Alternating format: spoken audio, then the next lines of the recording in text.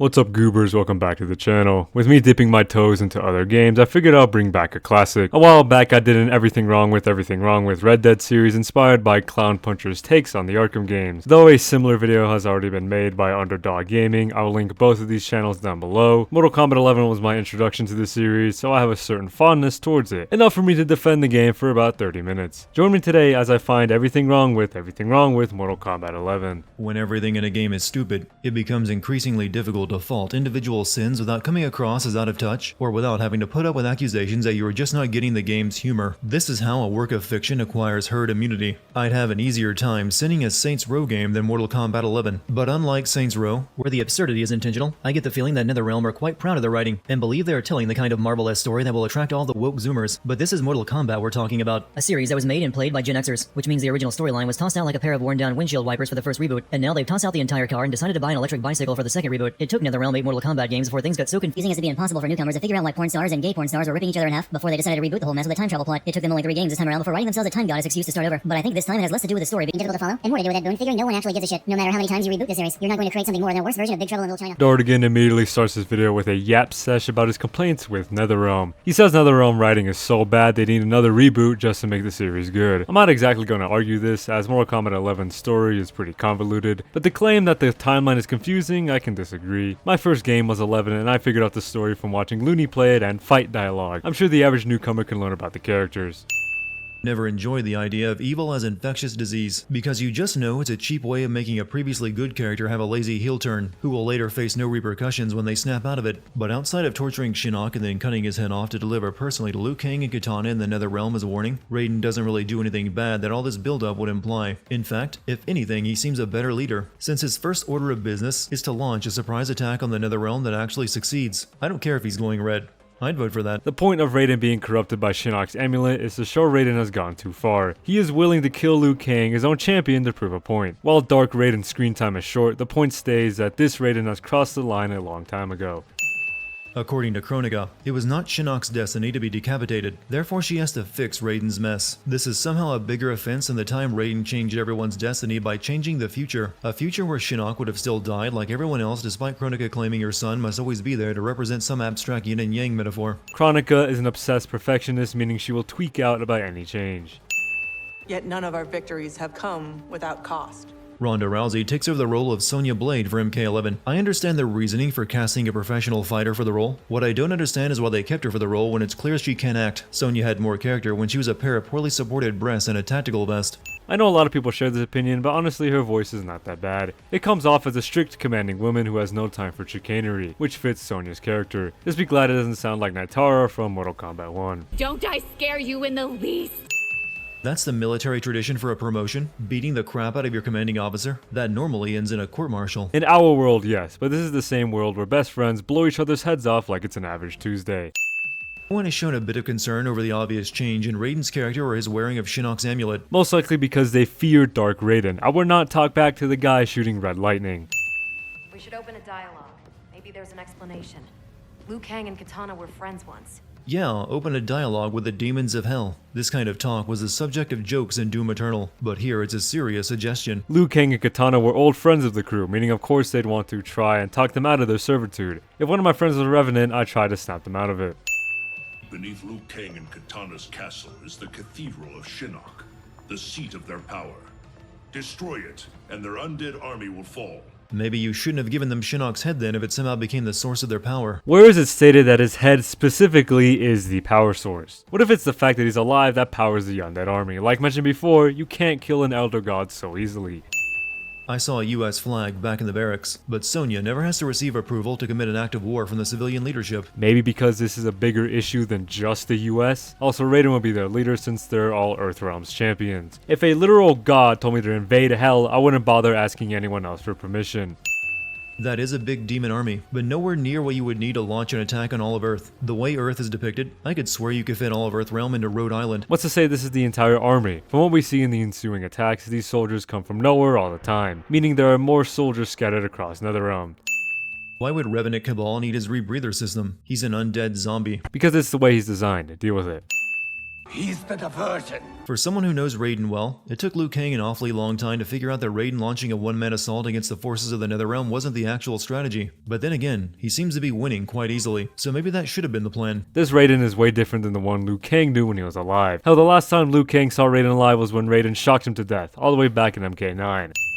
I want you to imagine watching Liu Kang pull this move from an outsider's perspective instead of Cassie's. He had to launch into a running slide from Cassie's peripheral vision just so he could stop inches from her face to say this line instead of attacking her. It's a video game, meaning artistic liberties can be taken, and it fits with the overall absurdity the game showcases. Yes, the same absurdity you talked about in the first Sin.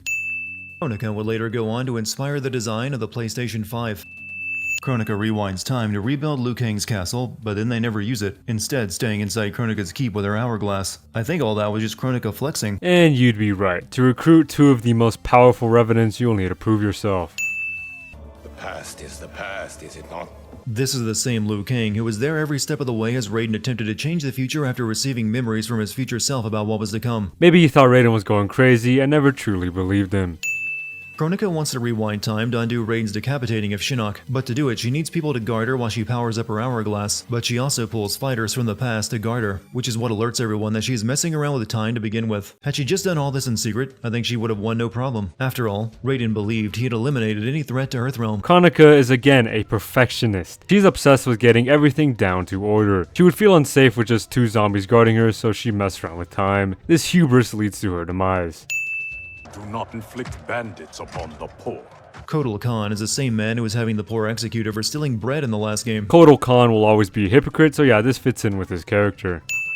I can sort of understand bringing back fighters from the past who would serve you in your quest to rewrite history, but for the life of me, I can't figure out why Kronika also brought back people who would fight against her. She erases the current Raiden from the timeline, and recruits Revenant Liu Kang and Kitana, but then pulls Raiden from the past along with the past Liu Kang and Kitana among others. Since she was messing with the sands of time, she probably just reached in and grabbed a handful of people. With her ego, she figured those against her wouldn't be a threat. All of these fighters from the past were pulled to the present during the middle of the second Mortal Kombat tournament in Outworld, and none of them look like the versions that fought during that game. It's one thing to change a character's design in between games, but changing their past versions as well? Kronika must have seen what the women were wearing and said, "You're not traveling through time dressed like that. Not in my time portal." By the time we get to Mortal Kombat 12, I expect all the female characters to be played by men in a weird bit of irony, since by then that will be the only socially acceptable way to safely portray a woman. These characters are from a different timeline, so she did grab them from the past, just not the exact past. This is honestly the best excuse I could give. Raiden isn't wearing his time amulet again. One time travel reboot is confusing enough, but this is now the second reboot that also happens to use characters that were in the middle of rebooting the original series. Same reason as before. Custom requires all refugees be offered assistance. I offer it to you, Shao Kahn. Really? To Shao Kahn of all people. This is one of those moments where dipping your toes into modern political fights with a little woke messaging really shows through. Listen to the first thing Kotal says. It is Oshtek custom. Since Kotal is a devout Oshtek, he takes these customs to heart. The second half of this sin also means nothing. Where exactly did all these Shao Kahn loyal soldiers come from? The only people pulled through time were the main cast themselves. They were probably Kotal soldiers, but turned once the old Kahn came back. You can be loyal to a different person while under hire by someone else. Wasn't D'Vorah captured at the end of Mortal Kombat 10? This game never explains how she's free to help Kronika. In all of her mighty power, what's to say Kronika couldn't just teleport D'Vorah out of her entrapment to help? Kotal Kahn is glossing over quite a bit. He never joined forces with Earth to defeat Shinnok. In fact, his plan was to appease Shinnok by delivering the heads of Cassie and her team to him. Kotal wants Raiden to side with him so he can get his throne back from Shao Kahn, meaning he'd lie to convince the crew to join him. I routed your people, burned this hive, yet you aid me.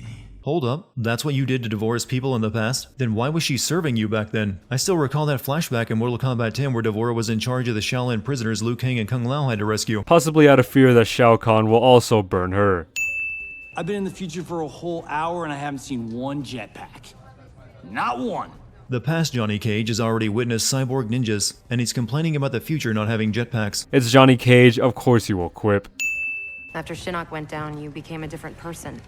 Red lightning, black clothes, authoritarian attitude adjustment. We still followed his orders though. Well, yeah, who knows what would have happened if you disobeyed Dark Raiden. Of course we'll never know, as he was dusted 10 minutes into the story.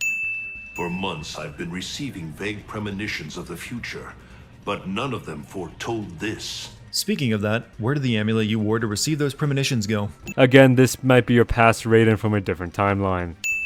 Kung Lao and Liu Kang reached the Shaolin Academy within minutes of hearing of a Netherrealm incursion there. They were in the Special Forces base somewhere in the US, and Raiden had already left to consult the Elder Gods. How did they get there so quick? Kung Lao teleported them, or they took a Special Forces jet. And why didn't any of the Special Forces come with them? It is Liu Kang and Kung Lao. Of course they do not need Special Forces backup. It is insane. Liu Kang and Kung Lao's bogus adventure. What's the sin here? Them being good friends? Whoever came here knew how to disarm these traps. I'm pretty certain that Buddhists wouldn't have death traps built into their temple. One of the tenets of their faith is to minimize harm and pain done to the living. I'm sure the Shaolin have adapted in a world where ultra-violence is the norm. I like wrathful undead Scorpion a lot more than the current living one, so I don't really mind that Kronika brought the OG Scorpion from the past back. But then he goes and dabs as he runs away from a fight. There's a chance Scorpion was there just to warn the duo of what happens if you interfere even more, but yeah, I don't know what Scorpion does here. Jade and Scorpion prevent the trap from killing Liu Kang and Kung Lao, since if they die, the current Revenant Liu Kang and Kung Lao will die as well. This only makes sense if the past versions of themselves had to return to the past to live out their lives to reach this point in the present, which we know won't happen since Kronika is planning to rewrite history, and no one else could possibly send them back to their own time but her. You're missing the point. The past versions still need to live, so that way the Revenant versions don't die as well. You must find Kronika's key and gain control of her hourglass.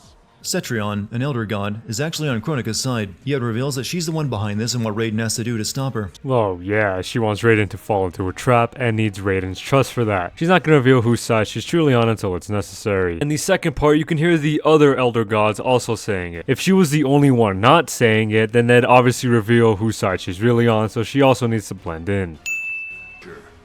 I have learned about my future. That my champions fall. That I become a tyrant. If Kronika is defeated, will I be consigned to this grim fate?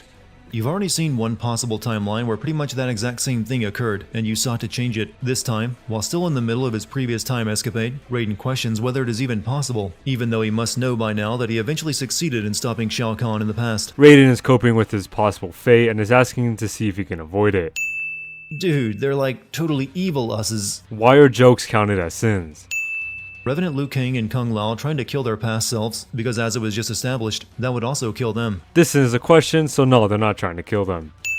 All of these characters have forgotten that they were in the middle of trying to change a bad future timeline when they were pulled to the future to stop another one. Well, yes, while they're here, might as well change this one as well.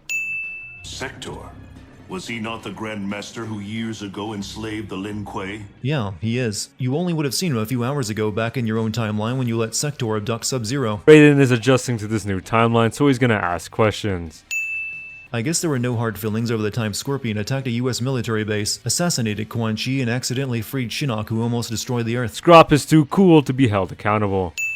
I don't see how you're going to make a cyborg out of someone you sawed in half lengthwise. I also question this, so he gets a sin removed. If we disable the behavior inhibitors that control him, he will turn on Sector. Sub-Zero destroyed all the Lin Kuei's cyborgs after he was freed from Quan Chi's control. Why didn't he deactivate the controls on Cyrax back then if that was the case? Who's to say he didn't? Sector probably turned on the controls again so he'd have a loyal soldier. You corrupted our clan when you made peace with this Shirai Ryu filth. Frost sided with Kronika because Sub-Zero made peace with Scorpion and even works with him. Yet Frost has no problem with Kronika recruiting the Scorpion from the past to work with her. Nor does she have any problem working with Noob, who was the previous Sub-Zero. Frost glazes Bi-Han like crazy. Of course she wouldn't pass up a chance to work with him. And working alongside Scorpion doesn't mean Frost has to respect him. Arthur and Micah work alongside each other even though they both hate each other. Recognize me, little brother. Yeah, but stop doing your Dr. Claw impression, brother. It wouldn't be Bi-Han without an edgy voice. To put him in his place. Cyrax has fingerprints that can actually be scanned. Or it's just some biometric nonsense installed in his hands. Doesn't necessarily have to be fingerprints. it is not the end. I will find a way to restore you. Shouldn't Sub-Zero know how to restore him? He was a cyborg as well once. What if Cyrax's original corpse can't be found? What if his brain is too used to the cybernetic body? Who can be a fresh donor? There's a lot that can go wrong. Once he is repaired, can he be replicated? Hundreds of times. Thousands. You can't mass produce a cyborg. You need to start with a living human, then turn them into a cyborg through cybernetic augmentation. And so far all the cyborgs have been made from Lin Kuei assassins, and there can only be so many of them. You would also need a factory, and that was just shut down by Scorpion and Sub-Zero. That's why Geras is asking. I've already made a lot of gay porn jokes when it comes to Mortal Kombat, but seeing these two Kanos just reminds me of something. Allow me to demonstrate. Oh shit, I'm sorry. Sorry for what? Sure? I don't know what's being sinned here, so for that you get an extra 10 sins. I figured present-day Kano was arrested in Mortal Kombat 10 after he was captured, but I thought the same thing about Devora. Is anyone truly dead or out of commission in this series? Kronika broke him out. Jax is the only person in the world who ever suffers mentally from all the crap he's been through. Post-traumatic stress is a weird personal story to tell in a game where I can make him rip his daughter's face off and put a cigar out on the bloody stub. Jax has been through a lot while being a normal human, or relatively normal. His wife was the only thing holding him together, and then she died. The original plan must have been the events that culminated in Mortal Kombat Armageddon, where Jax was not retired and living a peaceful life. He was in fact dead by the end of that game before Raiden reset everything. In fact, Jax wouldn't even have a daughter had Raiden not messed with the timeline. He met his wife while recovering from being a Revenant. Kronika is again a perfectionist, meaning her vision of the timeline constantly changes. Also, she's lying to get Jax to join her against his family. Kronika also brought back the extinct Tarkatans along with Baraka. You would think that saving them from extinction would garner some loyalty, but later Kitana will manage to sway them to her side. They were probably convinced that Kitana actually cares about their well-being instead of being resurrected to serve as cannon fodder. Kronika does not care about her subjects, just their abilities and loyalty to her. I must consult with the Elder Gods. I'd hate to have to go through a drive-thru with Raiden. He'd need to consult the Elder Gods over diet or regular. Funny joke, but you counted it as a sin towards the game. Revenant Jade just tried to kill her past self, which would kill her present self if she had succeeded, and this is something she's aware of, since she stopped Liu Kang and Kung Lao from dying to the gas. I think Jade will survive a hit from that because in the fight she takes much worse blows. Respect a lot of cultures, but Tarkatans butcher and eat people. Jade just snuck through their camp and saw that for herself. Do you really need to show mercy to people who don't show it to anyone else? Yes, that's what makes a good ruler. You cannot let emotion and prejudice guide you. Jade fights Kotal Kahn over his decision to execute the Tarkatans, beating him and knocking him unconscious. She did this in the middle of a Tarkatan camp they knew Shao Kahn was in, which leads to them both being captured easily. I don't think they knew, or else they would have teamed up, or at the very least, each would have fought Shao Kahn on their own. Blame yourself for the Elder God's deaths, Raiden. I was under the impression that Elder Gods can never be killed. That's the reason evil Raiden decapitated Shinnok. All Shinnok said to Raiden was, "Not even you can kill an Elder God." It was a taunt, like even now you still cannot kill me. I'm assuming Kronika and the other Elder Gods can kill each other since they're all on the same power scale. Maintaining balance is the plot you go with when you have no idea what you want to do, or have written yourself into a corner. This isn't even the first time Mortal Kombat has dabbled with this storyline. Restoring balance was exactly what Mortal Kombat Armageddon was about. Kronika is, of course, you guessed it, a perfectionist. Of course she's gonna feed this balance crap to her Elder God kids. Next time I need to mention Kronika's obsession, it'll be a simple ding. Cassie told you that future you spent time as a Revenant, yeah? Isn't there a rule about not knowing your own future since it may cause you to accidentally stop it from happening? I can't find a single rule of time travel fiction this game follows. Not all depictions of time travel follow one singular set of rules. Also, even you mentioned earlier that there's no way Kronika's gonna send them back to the original timeline. The crew doesn't know how, so might as well just tell them about their future selves. Now that's progress. Sonya was using a wrist-mounted touchscreen computer during the first Mortal Kombat tournament. She shouldn't be that impressed with this. If you had to deal with a tiny DS screen to file reports and you finally got access to a holographic PC, I think you'd also be amazed. Past Johnny Cage is acting like this is his first time meeting Sonya Blade. This Johnny was pulled from the past during the second tournament. He had already met Sonya, hit on her, and punched her in the crotch. Yeah, so to hear that he actually has a chance gives Cage this sense of bravado. Oh, I got eyes, brother. As younger you, I saw him. You swear to tap that at the earliest opportunity. Writers of this game clearly have a different idea of what sorts of conversations soldiers have on base when it comes to horniness. Johnny promising to tap that would be pretty tame by barrack standards. This is the equivalent of shouting, "Yeah, I'd fuck my boss as soon as possible" in front of her employees, her husband, and her daughter. Of course, everyone is taken back. Johnny got into a fight with Jax over this exact same reason in Mortal Kombat 9, which means Johnny would have just hours ago had his ass kicked by Jax for the exact same thing. Sometimes it takes more than one ass beating to enforce a lesson. That's why you should beat your kids more often. Past version of you is wounded, the present version will receive a scar, meaning the past version has to continue through the timeline to arrive at this exact point, which would mean all the present characters should have memories of going through this. It's impressive just how this game fails on every level of telling a time travel plot. Again, not every time travel story has to follow these same BS set of rules. Loki does the same thing in Season 2, Episode 1. The present OB gets memories as soon as they're happening to him in the past. The two Kanos stormed the base along with a bunch of Black Dragon members and cyborgs, and only kidnapped Sonya even though Cassie was in the room with her when they attacked. Sonya's been their enemy for longer, so that's why they focus on her. You have to wonder why they even include a tank and VTOL battle when it's just going to devolve into a martial arts fight a few minutes later. To add action into an action game. Not removing a sin for this part, that's worth this many sins. Sonya and your little girl, they're gonna die. If that was your plan, why did you leave Cassie in the base unconscious and take only Sonya? This is a taunt to Cage, one of the many few. Cetrion informed me that Shao Kahn has captured Kotal Kahn. Which is pretty dumb when you think about it. Cetrion is on Kronika's side, and she freely gives away information that Raiden wasn't aware of. Because Cetrion and Kronika are so sure they will succeed, it's their arrogance. There is no path to victory without the Tarkatans. That seems made up. Why are the Tarkatans so important to victory? They were extinct until the time distortions brought them back. Tarkatans are deadly warriors, so of course they would be needed in a war against Shao Kahn's army and Kronika's minions. She is for Shao Kahn. We demand to see Baraka. You won't be seeing anyone. Liu Kang. Scarlet knows Liu Kang well enough somehow to recognize him in disguise, even though the two of them have never met. She was a DLC character in Mortal Kombat 9, with no appearance in the main story. Who else would defend Kitana like this? And Scarlet has most likely heard stories of Liu Kang. He is Earthrealm's champion after all. To be Shao Kahn's slave, or Kotal Kahn's trusted ally? You've made allies with a race of monster cannibals, even promising a leadership position to Baraka. And? In a war against a time goddess and a brutal dictator, you will need all the help you can get. I've returned, and I will save you from his madness. Kotal Kahn has been depicted as a compassionate ruler of Outworld, but the people of Outworld eat this up. This is Shao Kahn, their former tyrannical ruler. He never struck me as caring for the people. They should be terrified by his return to power. With how many people support horrible influences nowadays, I think it's fair to assume Shao Kahn has a lot of loyalists behind closed doors. May I rebuild the Empire. All realms will tremble before me. Outworld will again be conquerors.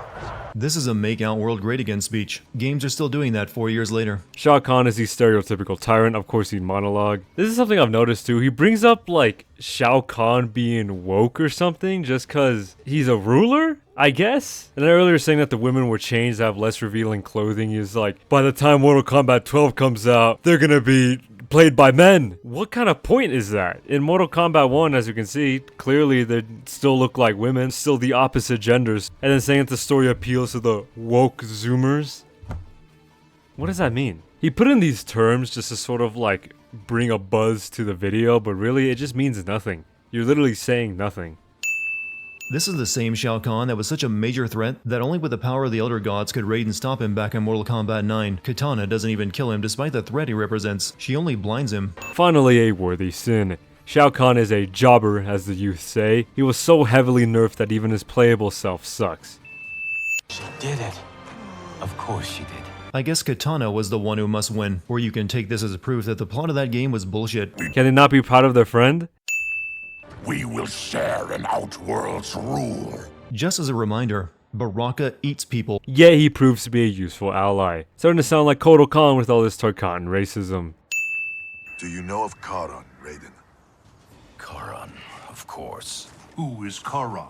Just because they replace a C with a K shouldn't mean Raiden has no idea who the ferryman of the dead is. Raiden doesn't know everything, especially a younger Raiden. Demigods can ask questions too. There is no greater energy source in Earthrealm than the Well of Souls beneath Shang Tsung's island. That's 3 Mortal Kombat games in a row that revolve around some magical artifact of a god. It fits the franchise. That I cannot join you. I must keep vigil for signs of Kronika's further tampering with time. Whether it be consulting the Elder Gods, barred by the rules, or keeping vigil, Raiden always has an excuse for why he can't help anyone. He is the protector of Earthrealm, meaning he always needs to stay vigilant for any threats. What if he left and Kronika attacked? There goes half the timeline again. I recall mentioning in Mortal Kombat 9 the idea that in story mode, there should be modifiers like losing weapons and moves. I'm glad to see that was actually done, even if only one time. Though Sonya still has a gun on her hip, I guess Kano checked her move list and saw it's just a character accessory. Maybe because Kano likes bloodshed, so he wouldn't pass up an opportunity for it. They'll kill us whether we fight or not. Fighting buys us time to find a way out. We need to buy time for further bad writing to save us. Bad or not, stories still need to follow their own plots. I guess they couldn't get John Wick as a guest character if Cassie is fighting like this. She is just efficient. John Wick is not the only cool gunman in fiction. Aaron Black uses revolvers, and he somehow fires them like a semi-auto and doesn't need to reload. You sin the wrong thing here. Sin the fact that he missed 12 shots point blank. He has Deadeye my ass. But to show how he shoots so fast, he could have double action revolvers, which just require you to pull the trigger. No need to cock it. He is also dual wielding so he can fire faster. If Cassie never needs to reload, she doesn't need to bother with all this martial arts stuff. It's a common action trope where the main character's guns have infinite ammo. Kano has wall hack eye vision, yet is still taken by surprise when Sonya climbs up on top of the truck to attack him. He probably turned it off to get ready to fire the minigun, giving Sonya the opportunity to surprise him. Kicks to the past Kano now affect the present Kano. This is something that never affects the other time-paired fighters. Otherwise, how did Revenant Liu Kang and Kung Lao manage to fight their past selves? Same with Revenant Jade. Another valid sin. Good job. Quoting lines from the movie should only be allowed when you actually hire the actor from the movie. I'm aware I will regret saying this due to the Aftermath DLC. Characters can quote movies even if they're not the actors that said them. Cage quotes Alien and MK1. Is that a sin? Same game, he quotes Silence of the Lambs. Sin? One of his brutality lines is Game Over, man. Is that also a sin? Sonya finally uses that gun she was still wearing when she was placed in the cage match. Maybe she forgot she had it or saved it in case it only had one bullet. Who's the special guest villain? Garrus just butchered all those special forces soldiers. You don't stand there and make jokes about him after he's killed a dozen of the people you're supposed to be responsible for. It's Johnny Cage. Of course he quips. It's who he is.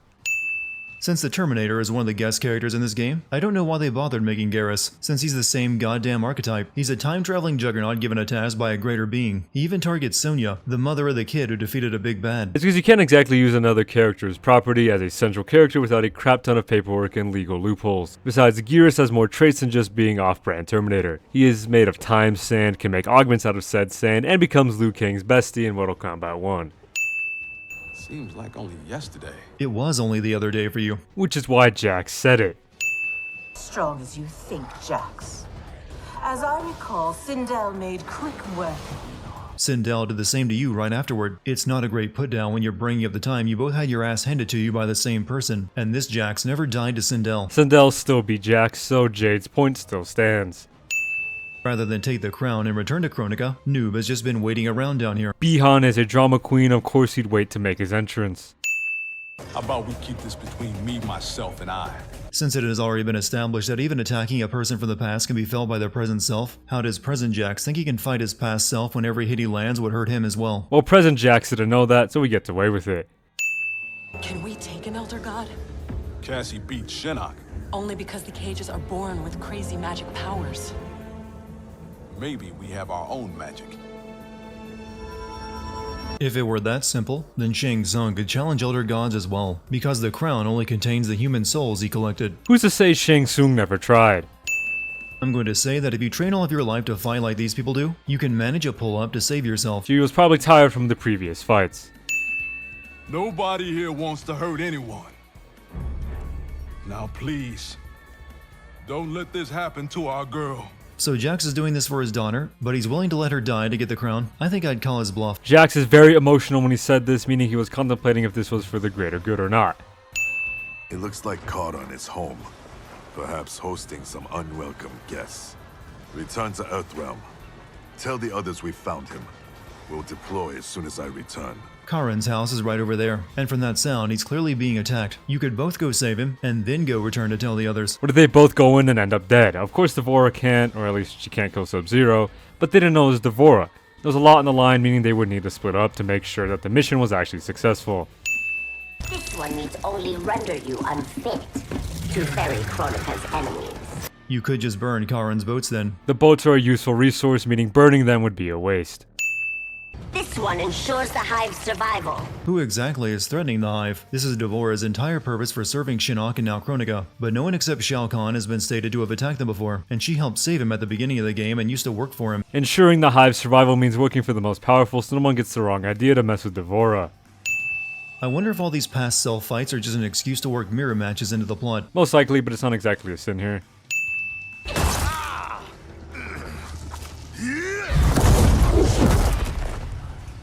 Poison. Devora stabbed Scorpion with those same ovipositors back in Mortal Kombat 10, but he wasn't fatally envenomated by them back then. Because that Scorpion was a vengeful spirit, sort of like a zombie, here he is back to being a human with fire powers, so he's weaker to toxins. So, poison is the wrong term here. Poison is ingested. Venom is what a predator injects. Okay. I understand your mistrust, but I am here to assist you. I find that impossible to believe. With how many times Scorpion has switched sides in this series, I think everyone should just accept his heel turn as an eventuality, and they know from present-day Scorpion that he can be reasoned with, so why treat the past Scorpion like he's unredeemable? Him switching sides so much makes him harder to trust, meaning Sub-Zero can still have doubts. So Shinnok's medallion is the only thing needed to corrupt someone like Raiden? What about that time Raiden used the medallion to trap Shinnok inside of it? That use didn't corrupt him. Because that wasn't Shinnok's amulet. Shinnok's amulet is basically the symbiote, except instead of corrupting Peter, it corrupts Raiden. Kronika's plan is to have her two children, Shinnok and Cetrion, battle each other for eternity in some weak yin and yang allegory. There is only one way her design could ever fail again and again, and that would be someone decapitating either Shinnok or Cetrion. And when your plan is eternal battle between opposing ideologies, decapitation of an immortal being becomes an almost certainty given enough time. And this time she plans to completely write Raiden out of history, but I would assume he's messed things up for her before. So why is she only now thinking it's time to get rid of Raiden? Kronika is, you know the rest. Welcome to try, of course. But without Liu Kang by your side. If it's that easy for you, you should probably kidnap the rest of them along with Liu Kang just to be certain. I will add your soul strength to mine. Wouldn't killing the past you kill the present you? That's what the game has already laid out. If one of you wants to make me look real clueless by pointing out in the comments what I'm missing when it comes to this game's concept of time paradoxes, then be my guest. From what Raiden does at the end of the game, it's possible to merge different versions of characters together to form something stronger, which is exactly what Revenant Kang is talking about. Set up a naval battle all you like. We all know they are going to kung fu fight in the end. Because this is a 1v1 fighting game, not World of Warships. But don't actually aim the ship's bow at any of the much smaller wooden ships. That way our ram will be completely ineffective. Changing the vessel's trajectory would be insanely difficult at that point. Call Raiden zapping multiple cyborgs to death easily back in MK9 when he rescued Smoke. He doesn't do that here. Let the man show off, yeah? Plus 50 cents for not mentioning the iconic Raiden, show me who did it. She kinda bad though. Is that Frost?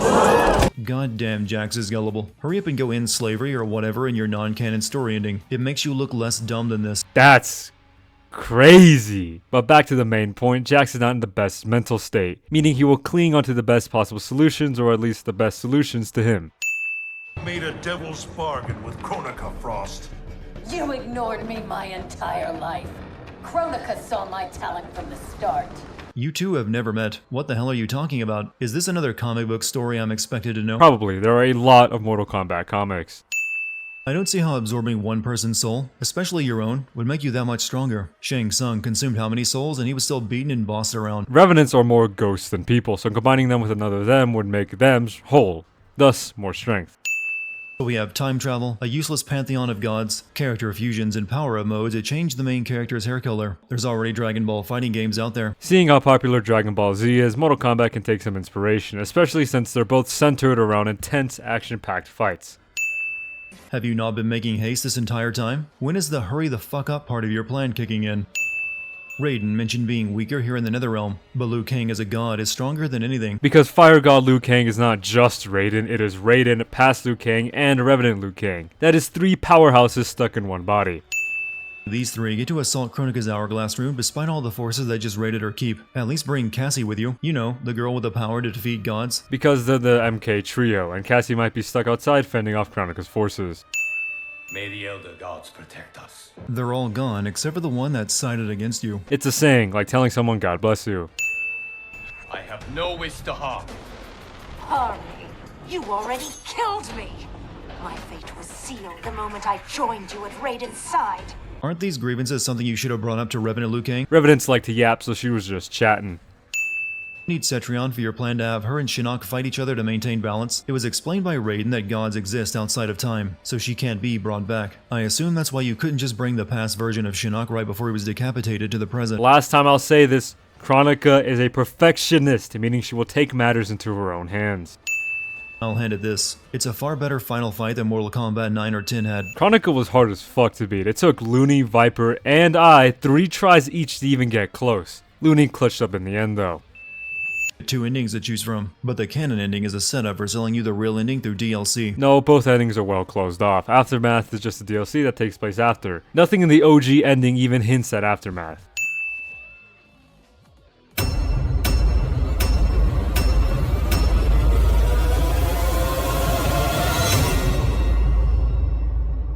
Settle for me, sausage? Since it seems Dartigan didn't cover the Aftermath DLC, that will be saved for another video. Hope you enjoyed this installment of defending the messy story that was Mortal Kombat 11. Let me know your thoughts down below. A like and a subscribe would be greatly appreciated. Shout out to channel members Joe Tato and Jerome Marcel. The next video should be comparing the recent versions of Sub-Zero. That'll be a good one. But for now, stay safe and goodbye. So you like to put in these buzzwords to kind of get you put in these buzzwords to get this video out, I guess. I don't know. He liked to put in these words without really figuring what they mean. What am I trying to say?